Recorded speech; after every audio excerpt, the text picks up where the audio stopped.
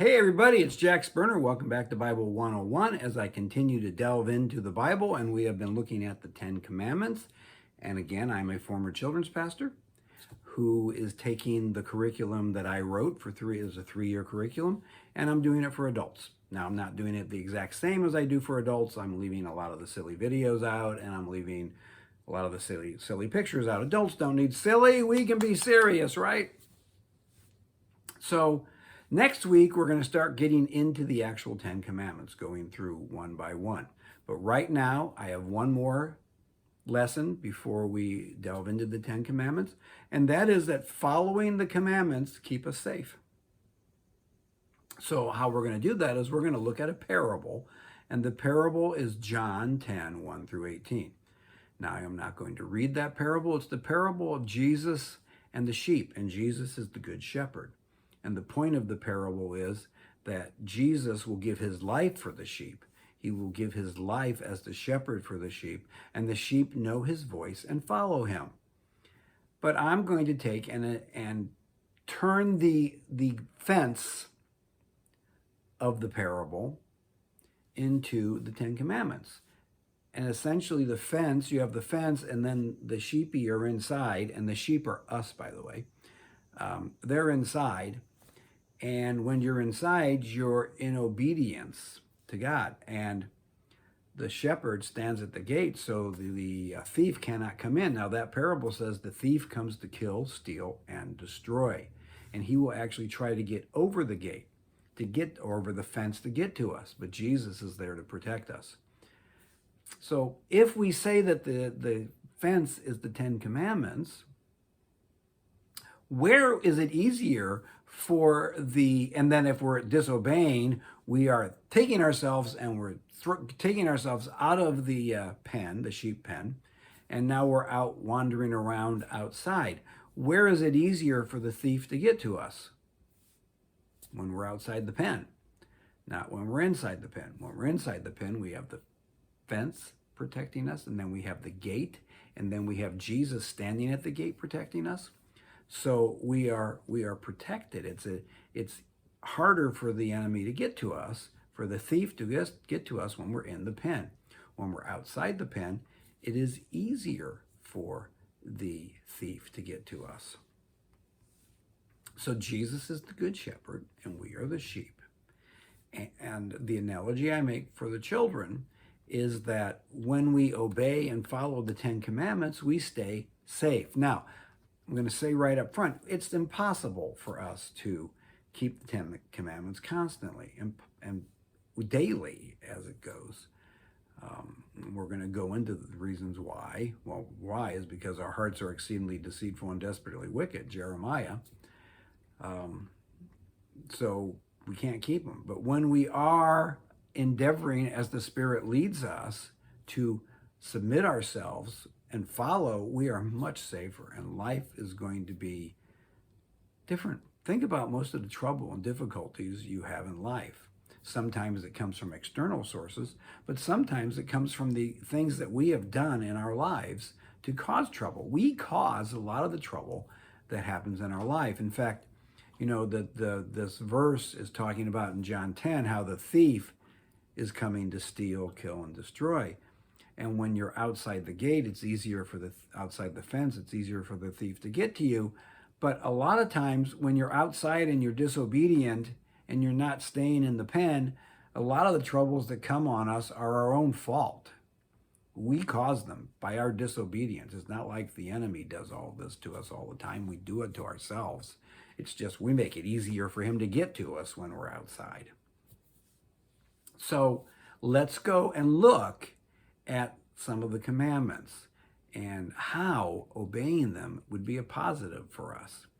Now, if we're looking at a commandment that's a negative commandment, as in you shall not, or a commandment that's positive that says you shall, you know, the first commandment says you shall have no other gods before you.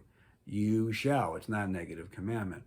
But whether it's a negative one or a positive one, it's good for us to follow it no matter what. So let's look and see how this analogy works with Jesus as being the shepherd and the sheep pen. And obeying the 10 Commandments keeps us in the pen. Disobeying the Ten Commandments has us outside the pen. So let's take the first commandment, for example. You shall have no other gods before you. So if you put God first in everything you do, because you shall have no other gods before you, think about the things that you would never think and never do if you could constantly do that, if God was constantly your focus. Your dreams would be different. Your aspirations for interacting with people and how you desired to interact with people.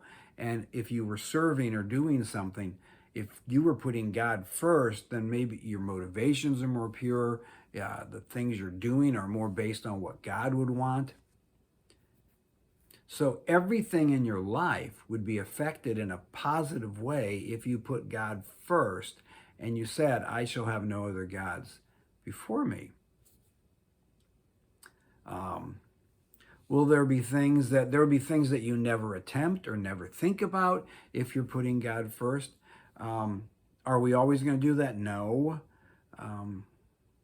But there are going to be things that we're more willing to do or more willing not to do. So, yeah, if you put God first and have no other gods before you, if you don't put money ahead of God, if you don't put video games ahead of God, if you don't put friendships ahead of God, things will not be out of focus and out of kilter in your life, and you'll have a good balance. So there's one way, and that good balance is keeping you inside the pen. Let's look at stealing. You should not steal. Well, duh, if you're not stealing, then you're not going to get caught, then you're not going to get in trouble. If you're not stealing, then your thoughts and attitudes and hearts, you're like submitting yourself to God, saying, okay, I don't have that. It's okay that I don't have that. So you're not going to get in trouble. At least not for stealing, because you're not going to be stealing it. What about murder? If you don't go out and murder somebody, you're not going to have to hide. You're not going to have to lie. Same thing with stealing. You're not going to have to lie about what were you doing last Tuesday? What were you doing when you were in the store? You don't have to worry about that. You don't have to worry about weaving stories to protect what you've done. So can you see where that is all good stuff, keeping you safe, keeping you healthy. I mean, maybe not healthy, but keeping your mind giving you a healthy mind, because you're not have to worry about all the lies you have to tell to protect yourself when you're stealing or when not murdering. We can talk about murdering from the point of view that we'll talk about that when we get to murder, but everyone's murdered. As in Bible, Jesus says, if you hate. So if you don't hate someone, if you're following the commandment and you're not hating people, are you going to have a better life? Yeah, you're not going to have a better life. You are going to have a better life if you're not stealing, if you're not murdering, if you're putting God first. So do you see how I say that following the commandments are going to put you inside that pen, and you are protected by the Ten Commandments, and you're protected by the Good Shepherd, who is Jesus.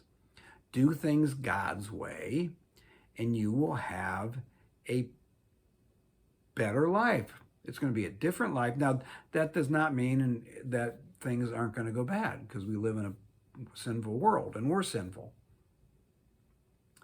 But as you can see in those examples I give, there's certain things you're just not going to be struggling with because you're not doing them.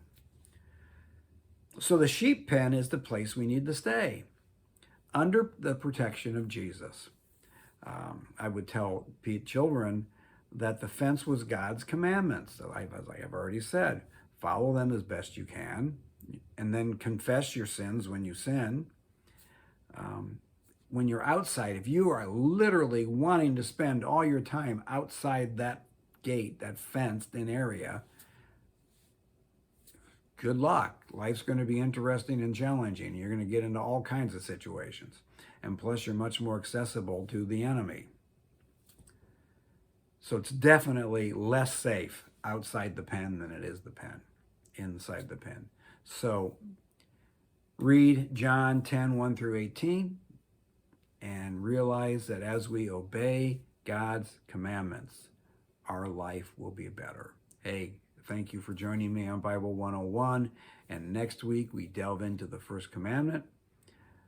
Looking forward to it. We will see you next week. Bye.